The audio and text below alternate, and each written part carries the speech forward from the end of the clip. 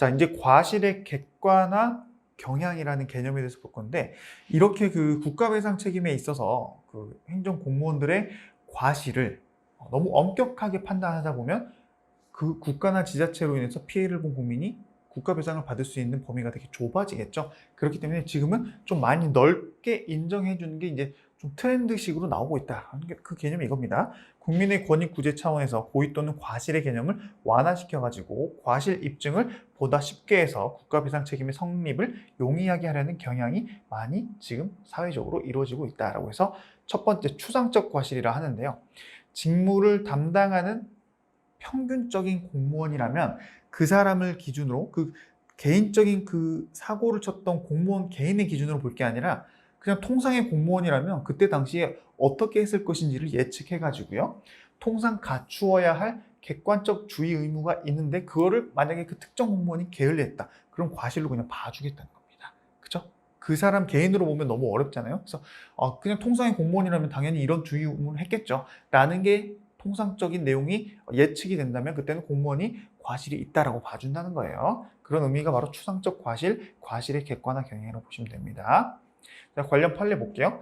음주운전으로 적발된 주치 운전자가 도로 밖으로 차량을 빼야 되죠. 그죠? 그래야지 그 뒤에 차량도 이렇게 앞으로 빼가지고 또 음주운전 그 측정도 하고 그럴 거 아닙니까? 근데 참 말도 안 되는 판례긴 한데요. 97년도인데 당연히 술을 마신 운전자를 배제시키고 거기에 있던 단속 경찰관이 그 차를 빼야 되는데 그때 당시에 음주운전으로 이미 적발된 그 차 주인이 저 차 뺄게요 하면서 도로 밖으로 차량을 이동하겠다면서 본인이 술도 먹었으면서 그 단속 경찰관으로부터 보관 중인 차량 열쇠를 반환받아가지고 몰래 도망가 버린 겁니다. 그리고 그렇게 도망가서 가던 중에 사고를 일으켰어요. 그럼 누가 잘못한 거예요?